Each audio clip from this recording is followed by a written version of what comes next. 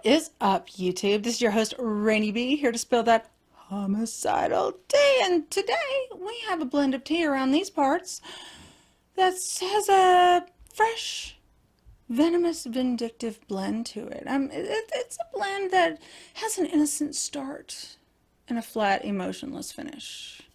As per usual, please like, subscribe, and share. I see you new subscribers too. Thank you so much, guys. Oh my gosh. Thank you. Please, anyone that watches these cases and is close to the victims or that knew the story closely, whatever, please let me know if I covered everything to your liking. And if you would like for me to do a follow-up video or that could highlight some of the special traits about your departed friends or family that can live on forever in YouTube servers. I mean, I will even do like a Teams meeting or a Zoom video conference with you and allow you to be the one that tells that part of the story. I love hearing from y'all. I mean, no joke, like I read your comments aloud to coworkers, friends, my husband. I mean, I even read it to people I really don't know well at the gym. I like it. It satisfies my soul to no end whenever people reach out to me who still miss these awesome yet departed friends and family. I'll put my email in the description from now on so that you can contact me with case ideas, follow-up insights, critiques, insults. Joke's on you, I'm into that shit! But for now that we have this intro out of the way, it kind of skidded off into a ditch though. Let's get into it. The 37-year-old homicide case, solved homicide case of Brenda Venables.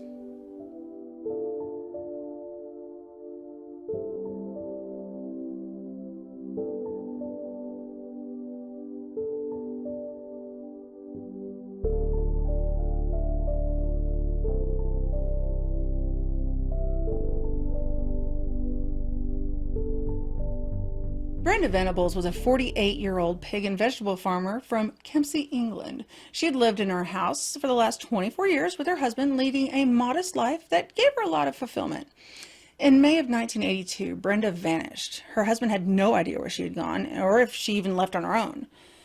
But soon after David Venables reported his wife missing, he stated to police that, "I just discovered that she had left when I awakened. She'd never behaved in this manner before.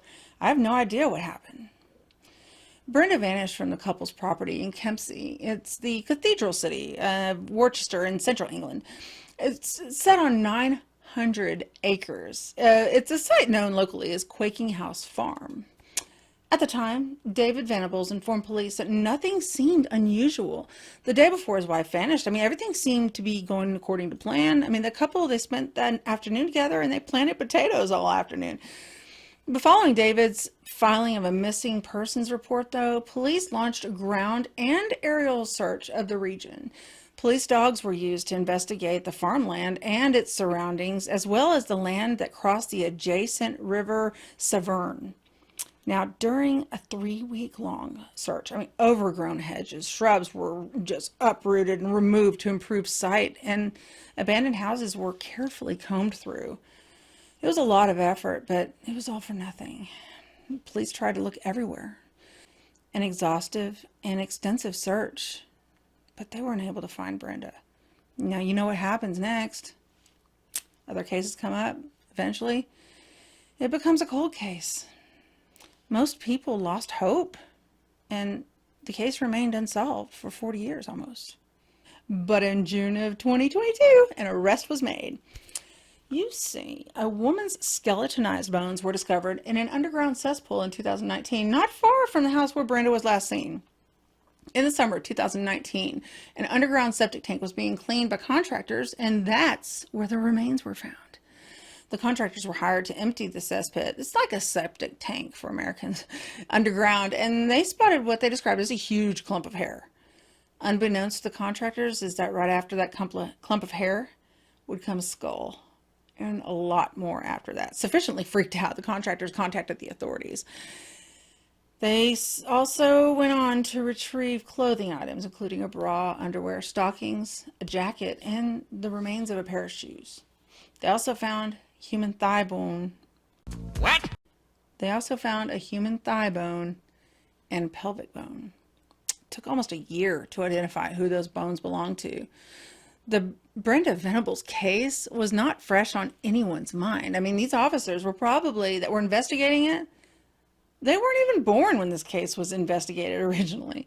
So when police told David Venables, that they'd located his wife, he reportedly questioned the police, oddly asking, "What evidence you got? Are you even certain it's my wife?" I know this sounds awful, but I'm going through a selfish phase right now. Weird response. I mean, like, they didn't even say your wife was dead, bro. What are you talking about? But now, of course, David was suspect numero uno. And when questioned more directly regarding the death of Brenda Venables, he vehemently denied knowing that there was anything hidden in the cesspit. He indicated the septic tank had been emptied several times over the years. In 2014, David moved from that property and relocated. So, I mean, he was like, I don't know what happened.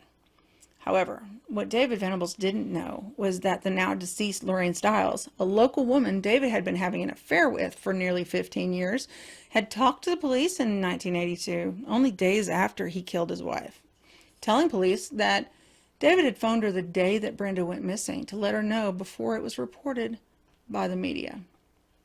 Venables also had a very calm demeanor in light of the circumstances, and that's what kind of rattled Lorraine. She told police that he seemed, quote, fairly controlled when he abruptly informed me his wife had vanished the previous night, close quote. Well, they had enough, they believed, to try him in court, so he was officially charged by the prosecution for the murder of Brenda Venables and for fabricating evidence to support her voluntary disappearance in order to get her out of the way so he could continue his relationship with Lorraine Stiles. David didn't know that Brenda had records, a lot of records. See, Brenda disclosed that she and her husband hadn't slept in the same bed for 3 years, and they didn't have a romantic relationship on any physical level whatsoever. This was all told to her psychiatrist she saw when she was experiencing depression after not being able to conceive. That's not the only thing that came out, though, during the trial. David Venables, dude, he tried to blame Fred West of his wife's murder, claiming the serial killer had links to Worcestershire Village. And that's the way I say it because I'm American, I'm dumb.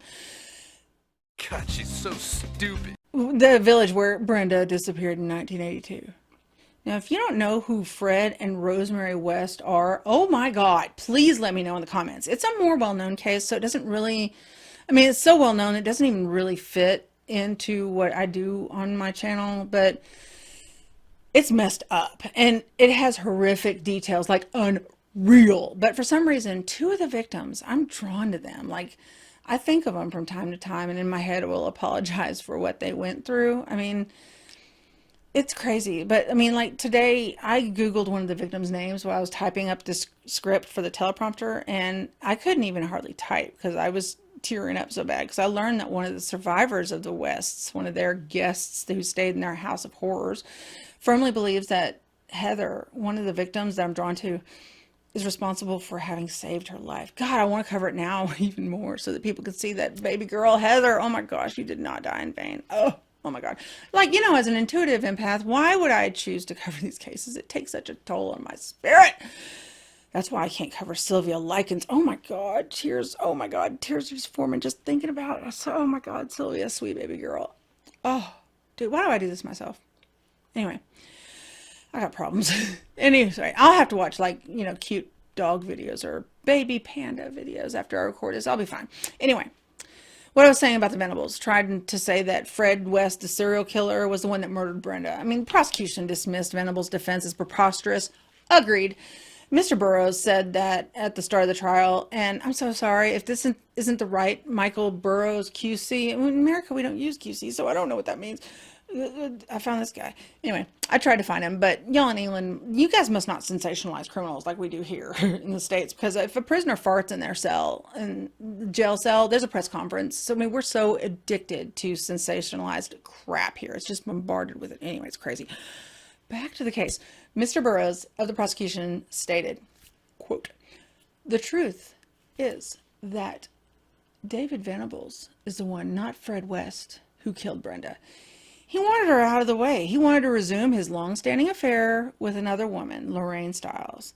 He knew about the septic tank and its secluded location, and it was, for him, almost the perfect hiding place. And for nearly 40 years, it was the perfect place. And for 40 years, he got away with murder. Until now, boo."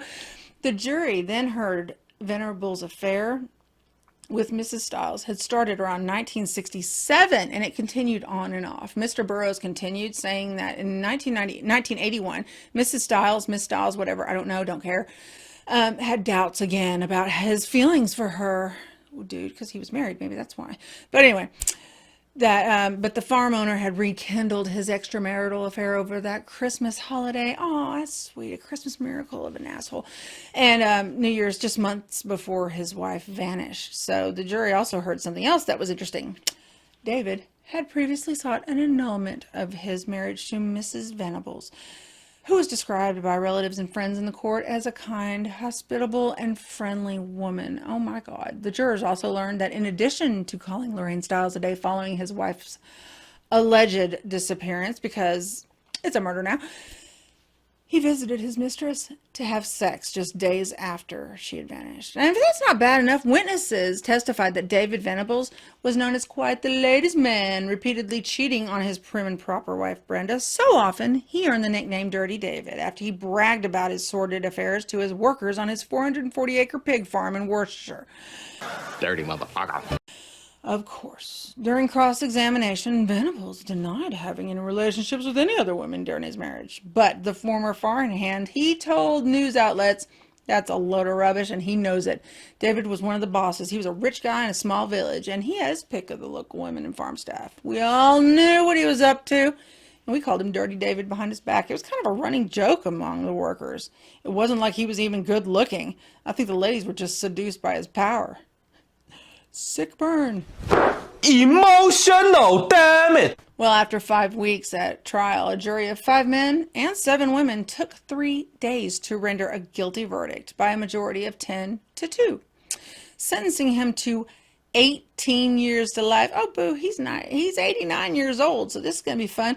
Worcester Crown Court Judge Tipples told Venables, "I am sure you killed Brenda Venables to remove her from your life and the complications she may have presented to you in any divorce proceedings."